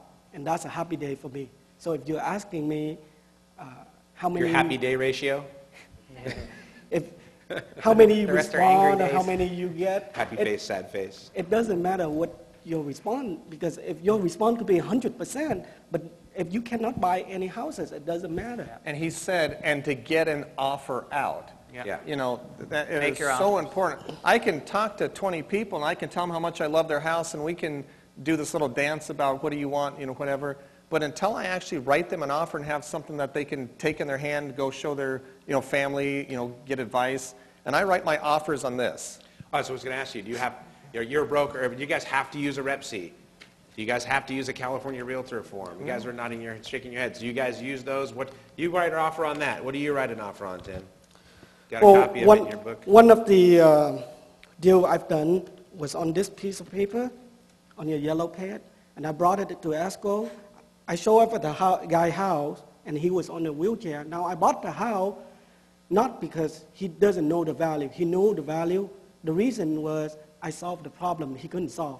So I bought the house, and just one piece of paper. I don't have to say I'm a broker or I'm licensed, and they're actually from Sean. So Here you go, yellow pad. Contract, bought a house. There's your form. There's your form. Right there. All right, this is for all of you. How are you finding the leads and tracking the properties you buy at auction? You guys are buying at auction? I'm buying at auction. I haven't bought a property in auction. It's 2 years. Auction guy. How are you finding the leads and tracking properties you buy at auction? Oh, there's only one source for that, foreclosureradar.com. You know, You wearing their T-shirt and hat from those guys? You print the list out, and I go drive to the property. To me, buying at the auction was not to actually buy that property. To me, that was an excuse to figure out what doors to go knock on. Okay. And so, so here's your auction list. You know, there's a certain amount of properties on it. And once, you know, the first time you run your little market, it takes forever because you haven't seen any of those houses. Then after a while, you realize, oh, this one postponed, and then you only have 2 new houses, 5 new houses, or whatever. It doesn't take you very long to keep up on the list. But every single house, if you're not stopping the car, getting out and knocking on the door and expecting to have a conversation, then go find something else to do. That's my opinion. Okay. Wow. You know, I wouldn't do that ever. and that's because when I knock on their door, you know, as you're shaking their pit bull off your leg, you know, the intent is not to buy their house. Their house is going to auction. I'll buy it or I won't buy it. I want to know, you know, I just knock on the door and say, hi, my name's Derek. Hey, I think your house is going to auction. I don't know if you knew that or not. You know, what's your plan? You know, because I have this rental over here. You know, I might place them as a tenant. I might, you know, but I'm going to lead generate off of that door knock. And maybe the neighbors on either side. And I say, do you know any other houses in the block? Oh, yeah, Mr. Jenkins, he has a duplex over here that, you know. So you use foreclosure radar as your main Foreclosure source. radar is how I get the data of what's going to auction. And that's a subscription service, and Sean O'Toole's a really good About guy. $50 a month. Okay. All right, Larry, how long did it take you to develop relationships with realtors, and how did you get those realtors to give you really good leads? The best Grapefruits. way that I ever had to get a realtor relationships was back when it made sense to buy at REDC, which then became auction.com. Remember the REDC days for those of you guys who worked it? They were always listed with an agent, and you never see the agent. You never even knew they had anything to do with the properties, but the name was there.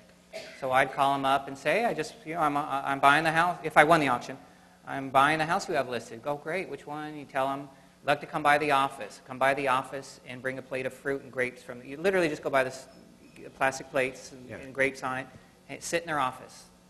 You know, this is right after we close. As soon as you close, bring them a little something. What I do now, every time I close with a new agent, actually with every agent, and there's some are starting getting used to it, like when's our free lunch coming?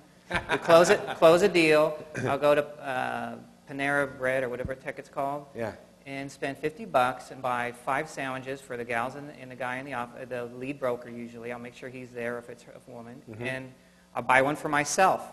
So, and I sit down there and I go, hey, they all get theirs out, and then I pull mine out. I sit down, I just start eating with them. I wasn't invited to lunch. I brought them lunch, but now I'm going to be stuck with them for 35 minutes while we talk about what else you got going. Well, that's an interesting turn. I've heard a lot of people giving stuff away, but never sitting down and spending the time with them. Yeah.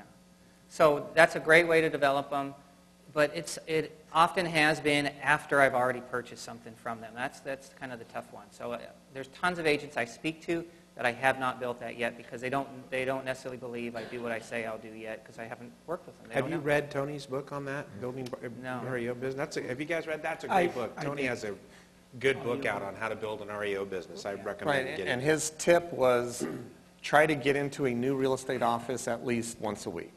Yeah. And just walk in, introduce yourself. What do you know? But the biggest thing he says is try to solve a problem for them. Say, do you have a listing that's fallen out of escrow a few times, it's got a problem or whatever, and see if you can be the one to take that one on. Yeah. Okay. Real quick, another thing about agents right now, if your opinion, and there's great agents and there's a lot of terrible agents out there, if you're working with a buyer's agent right now, I think it's a complete waste of time. You need to give that listing agent both sides of the deal. It's the only way they're going to pay attention to your offer. That's a good point. Good point. This is for all of you. Was there a major turning point for your business, and if so, what was it? We'll start with you, Derek. Was there a major turning point in your business, and if so, what? I think there was. It was, for years I was doing one house at a time, and I actually had my tool bags on and was doing a lot of the work myself, and I was trying to buy that, and I timed it very meticulously to make sure I was closing escrow on this so that those funds could pay for the next house. And it was when I had a delay in that process, and it actually forced me to have to buy 2 houses at the same time, and I didn't have the money for it. And I actually scrambled for the money, found it, and did it anyway, that I realized, oh, wow, I can actually do more than one house at a time. You know, Okay. Of course, I don't need to be doing 16 houses at a time, but... For you, Tin, was there a major turning point? Yes. For a long time, I was struggling, trying to get my offer get accepted, and the language barrier, and the time, and all this thing that everyone has. And then I read a book. It's Self-Made in America by John McCormack. And in that, there's a story about a guy there was a story about a 75-year-old guy who outbeat the 25-year-old young man on a run because he set the rule. He set every rule, so he outrun this guy. And then it changed my mind because now if I want to buy a house, I set the tone, I set the pace, I set the rule. I'm going to pay you this, I'm going to pay you how to pay it and when to pay it. Versus, will you sell a finance to me? They don't know what seller finance to you is. So I'm going to... You're in there. Take a picture of it. I'm going to go tell you I'm going to pay X for your house or pay Y for your house. Right. Because that story in that book changed the way I do it. Now I'm not coming. Year and year I hear Pete say, seller finance is not a loan, but I never get it. I never get what Pete is at. Even he explained to you, yeah, it's a term of a sell. Again, but when you do it, you're like, what the heck are you talking about? What term? And then when I read the book, he's like, this guy outrun a 25-year-old young man because he set the pace, he set the tone, he set how he want to do it. And that's how I start making on my offer. Here's how I'm going to pay you. Here's how it's going to be done. So for you, it was a mind shift after reading that book. You said, listen, instead of waiting for them to give me the house or accept, what they want, I'm going to set the term, and I'm going to say this is how it's going to go. That's great. How I about think you? that was it. That's a gem right there. I'm going to change right now. I've always said, I can buy your house. What I can do is give you a down payment and make you monthly payments. I'm not going to say that anymore. I'm going to say, This I'll is make you, what- I'll give you $10,000 and I'll make you $400 a month payments. That's it. I'm not going to ask. I love that. Thank you. The reason is I've heard people say, when you say something, you don't need to explain it. When you say no, people will say, oh, because this is this. I said, here's my down payment, here's how I'm going to pay. And then I just call them back, how's my offer? And then they say, it won't work. I ask, how is it going to work That's now? Mike Cantu. Oh, was it a little light? I think a huge part for me for buying from the owner was when I finally had to get it into my head. It was actually a personal limitation. And I had to get it into my head that I am probably their best option to talk to about their house. And that's not coming from an Bring real arrogant value. point. It's coming from a confidence point of saying, first off, from a morality standpoint, I've had a number of people who have called me recently, and when I talked to them, I said, I don't think you understand the process. You don't actually have to pay the real estate agents out of your pocket. It comes out of the house. So it doesn't cost you anything out of your pocket. So you don't have any money. You can get more, let me refer you to some real estate agents. It wasn't in their best interest for me to buy their house. But every person I talk to, I know that it's in their best interest to talk to me because we're going to solve this problem together, and it's going to be in everyone's best interest. Well, this brings up a good question because this one is for anyone. And it says, how do you do these deals if you're a realtor? And it says disclose, disclose, disclose. And do you always use a CAR form on your deals? Okay, the CAR form is used when it's run through the brokerage and there's a real estate commission that's going to be paid out. Okay. Okay, and I've actually talked to the CAR legal attorneys and all this Are sort you of licensed? stuff with this. I am a licensed So realtor. I want to pay attention. If you're a realtor, Derek is doing this, and Okay, he's so- licensed. So, at some point when I talk to them, I talk so much I forget, but at some point I always tell them, I'm a realtor and we could just list this property. If price is all you care about, let's just stick it on the MLS and see what the feeding frenzy says about this house. I've just disclosed to them that I'm a licensed realtor. Often, when I leave my card, it has, it says license number. Of course, I'm a cheapskate, so my card actually has, my contractor's state license board, my real estate license. It's an all-in-one card because I don't want to print more. Your blood type. Right, and when I'm buying directly from the seller, we're not paying a commission out or anything. It is, a private party. It is literally written on this, and then I actually take a picture of this. I emailed a picture to the escrow officer, and I say, will you please open escrow? I haven't done that one yet. I do use my iPad, but I haven't done the picture thing. Are you licensed, Larry? Yeah. Okay. Do you agree, disagree? You have a difference of opinion or strategy? My license means that my realtor license, actually I'm not a realtor, I'm licensed by the California State Real Estate Broker. A real estate salesperson. I didn't join the Realtor Club, Okay. which is a trade, It's a a trade trade, organization. sure. A lot of people don't understand it's a trade organization. Licensed real estate broker then, Yeah. okay. But I am licensed, and when I'm talking to a seller and I want to buy their house, I don't care about any of their forms. Those forms, the car forms, are, you know what they're designed for. They're designed, number one, to protect the car attorneys, number two, to protect the agents, number three, to protect the seller, and finally, there might be something in there to protect the buyer. Maybe. Yeah. If 12 pages long, it has nothing to do with two people sitting knee to knee saying, will you take 50 grand? That's all I got for you. So don't worry about all the agent forms. That's is my opinion. fantastic. I'm glad. And Tim, do you have a point? I think I'm not an agent, so I can't speak for agent, but I think, we all lock ourselves into all form and all this technicality. They confuse my say no. So if you confuse seller, they're going to say no. So might as just say price, when we're going to pay, how it's going to be done. Do you like? Okay. And also understand that, if you're a licensed agent and you have your license under a broker, if you're not your own broker, you do have to have the permission of your broker. If you're part of one of the big block places, a Century 21 or something, it might not be okay with your broker to be putting stuff on that. Yeah. It doesn't mean it's against the rules, it's anything like that, but they might have their own overriding rules. So, how do you get the seller to carry when they just want cash for anyone? You don't. They just want cash. Don't fight it. I'm going to get a big discount. I said, if I pay cash, it's going to be a big discount. But if you want, this cash, this is how we're going to do it. I'm going to give you a chunk of cash up front, and then 3 years later or 5 years later, I'll come and pay the remaining. And they're still going to be carried. They just don't know it because I dictate it. Right. And how about you? I always write 2 offers. And I write an all-cash offer, and I write a financed offer.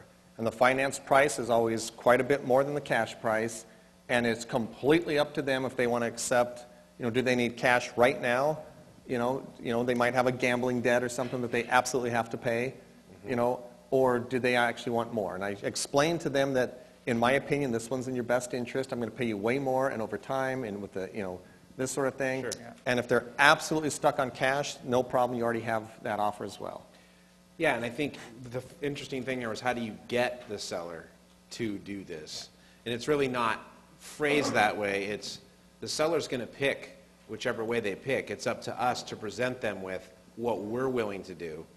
And, do you want it or you don't want it? This is how it works. And a lot of times I think they don't understand. As Tin said, seller financing is not a loan. It's funny when sellers say, oh, well, what are you going to pay me? How much interest are you going to pay me on that? And I go, oh, I'm sorry. You want interest, but you're giving me a house, not money, right? If you were a bank, I'd pay you interest, but you're not a bank because you have a house, and you're giving me the house, and I'm actually giving you money. Yeah. That one really tends to drive it home when I say, you're not giving me money, you're giving me a house. And remember, it's a house you don't want. And sometimes they change their mind. About a year ago, I purchased a house, and I gave them the same thing. I said, I'll give you $45,000 cash, or I'll give you $65,000 financed, $1,000 down. I just wrote straight terms. Later he came back and said, oh, my accountant said I need an interest rate. I said, how about, 1%? He said, great. So I was really happy with that. I sent him a letter this Thanksgiving, and I said, I'm about to close escrow just in case you want to be cashed out early on your note. And I didn't get any response to that until right after Christmas. He actually called and he says, hey, I saw your note, I threw it away, but my boss just called and I have an opportunity to buy in as a partner in my company. And I went, oh my gosh, that's awesome. And I said, what's your buy-in amount? He said, $30,000. And I said, so in the event that I could give you $30,000 right now so you can buy into the company, will you tear up the promissory note? And it was a $64,000 promissory note. And he said, sure. And he tore that up. I, cashed him out for $30,000. Remember, my cash offer was $45,000.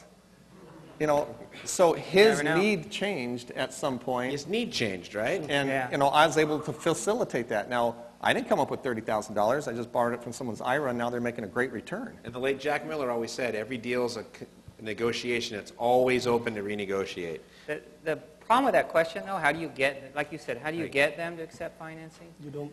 You don't. You dictate it. I love it. In my experience, I love it. But in my experience, and I learned a really good lesson, because I run the Palm Springs Club, and we had a tremendous guy out to speak. His name's Gary Johnson. Yep. And just so happens, he came in from out of state, the guy's from out of state, came in, and I happened to had an appointment to meet a seller who had 3 houses. I wanted one of them and didn't know much about the other 2. I'm like, Gary, you want to go meet a seller, at a local hotel? We decided it's a place to meet.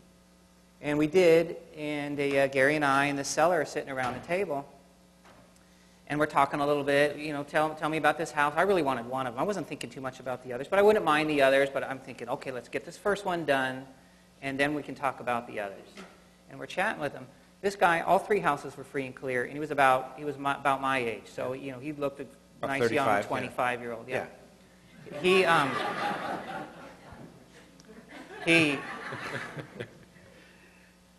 He talked about having these 3 houses are free and clear, and he's moving out of the one that I really wanted. And he's moving into a new place. And we're chatting, and Gary's like, well, you've got all these free and clear houses. How about this new one? Is it free and clear too? And he's like, well, no, there's debt on it. And how much debt is it? It's $90,000. And I was still going after this one house. And Gary goes like this under the table. And he puts his hands down. He's all, he came up with an idea. I'm thinking, I got this master sitting next to me to help me craft this deal. And I go, well, we wrap it up. William, we're fine. We're done. We'll head out. Maybe I'll call you back after I figure out what we're going to do. And we left. I'm like, but why'd we leave? And he's like, I got an idea. The dude, it's very important for him to have a free and clear house. So we went home and we crafted a deal. We call him up and say, if we can pay off your new house you're moving in, will you carry the financing at all these others with, I think it was 10%. It was amazing terms, 4% terms. It came down. I wasn't listening. I didn't think, not only can he listen, but Gary listened and then figured out what this guy, his past behavior, it shows you what he's into. Sure. And he's into paying his places off. He thought of something of paying his current place off. It had nothing to do with our current deal. It's just taught me to really slow down a little bit and think about why is that person behaving this way? Why are in the situation they are now? Sometimes they'll tell you right up what their sore spot is right off the bat. A lot of times they don't. You get to think about it. That's a good one. Tin, how do you send your offers? U.S. mail, FedEx, what? Just regular mail, but I time it enough now that I know when I mail it, it's going to be this day or that day. It's not exactly, but I play around so much. I know when I mail it on this day, at which post office is going to deliver on the next day or the day after. So. Larry, how do you find expired listings that are 2 or 3 years old? Don't know. I haven't looked from that old. You haven't looked from that old? Are they not in the MLS? Do you guys know? I think they are. Are they in there? There used to be a service that would sell old expired listings, like Red X, or there was some name for it. I don't have it any longer, but maybe somebody does. Here's another one for Larry. I've heard you say you never talk to tenants. No, not true. I do.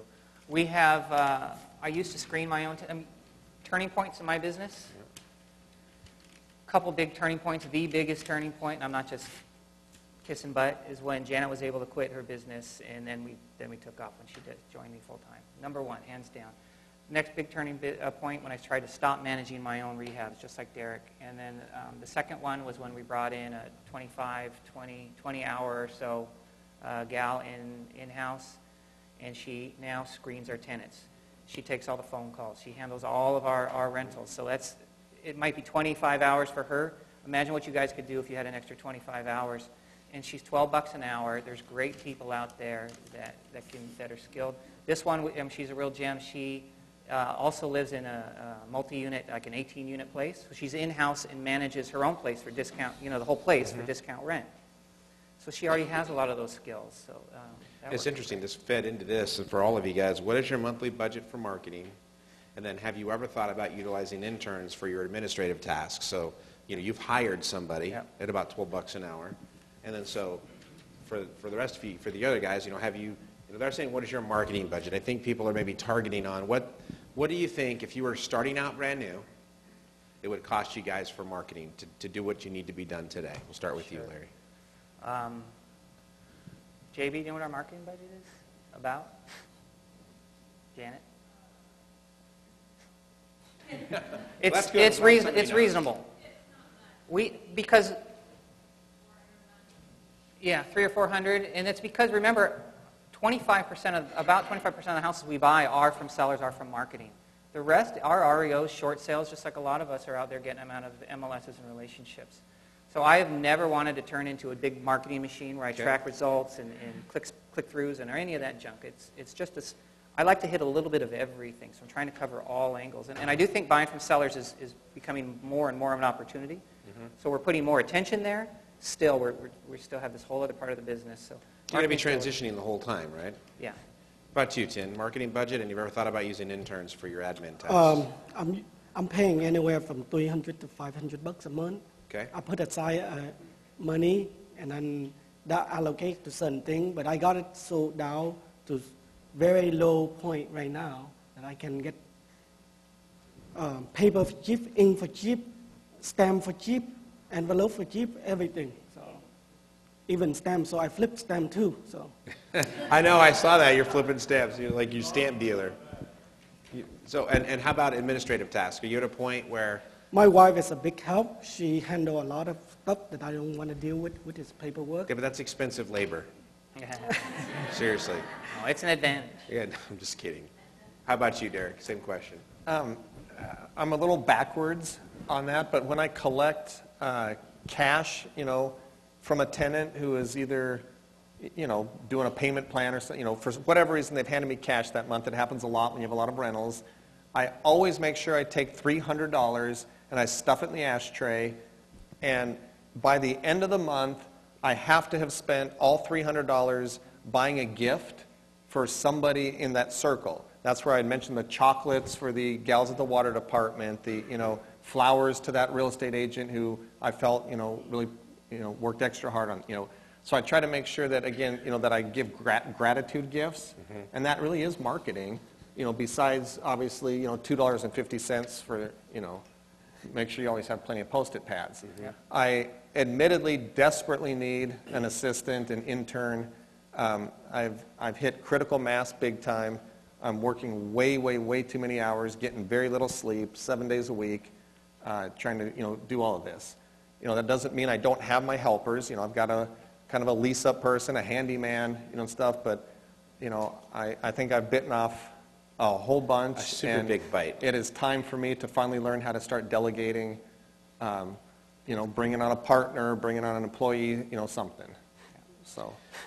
I want to wrap it up for you guys, and I want to start back here with Larry. And Larry, I just want to give you a minute to, if we haven't gotten a point that you really wanted to drive home, please take this opportunity to do that, and then we'll move on down the line, and then we'll get over to the meeting after the meeting here.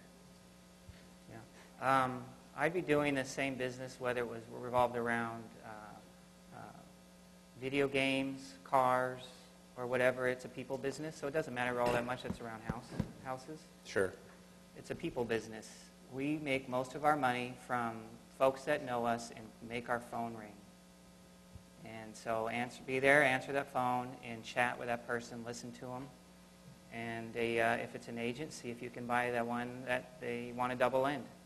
They're in it double-ended if it's a listing agent. If it's a seller, find out why they need to sell. If you can give them enough dollars, they're going to say yes. So the houses are the vehicle, and the houses are unique in that they generate income, different than cars and video games. But still, it comes down to people. Okay. Tin? Somewhere I've heard an amateur practice until he get it right, a professional practice until he or she no longer make it wrong. And if we all call ourselves real estate investor, professional, blah, blah, blah, we got to practice. Now, a few years back, Sean asked me, what are you practicing? I don't know. I'm playing. We all ask ourselves, well, I don't know. So what I did is I go home and practice talking to myself. I practice writing an offer. I did one of the 30 offer, and I tossed it in there, and I thought to myself, I practiced. So if you want to be a professional house buyer, you practice. Whether you send a fake offer or a real offer out, it's your practice. Eventually, some real caller going to call you and you say, look, I got your offer. Are you for real or not? So that's my point. You practice until a real seller come on the line, and then you put your best game, A game, on. And if you fail, it doesn't matter, because as long as you don't quit, you don't fail yet. It's a good one. Don't quit. Never quit, Winston Churchill. Be tenacious. We're going to close your batting cleanup here, buddy. I think it's really important to go with what you naturally are inclined to do already. That everybody has a different personality, and your personality is going to dictate what you're naturally going to be good at and what you're naturally not going to be good at. And, years ago I would hear somebody talk about probate, and I'd hear them talk about this, and I said, I want to do it just like that. But my personality wasn't like that, and as I tried to do that, I found myself really struggling. There was a lot of resistance. And if there's a lot of resistance, that's not what's coming natural. So, simply find what comes natural, and we tend to do really, really good at what's natural for us. And it also tends to be fun. So the most important thing that, is that you go with what's natural, you go with your personality, and it's got to be fun. I absolutely love houses. Every now and then, Grandma watches the kids, and my wife and I have date night. And ever since we met, all those years ago, before we ever were into real estate or construction or anything, my wife and I used to drive houses and just go look at houses on date night. 15 years later, Grandma watches the kids, and we're still driving houses on date night. And just absolutely love houses. Well, I wanted to thank you guys for coming out. And did you guys learn something tonight?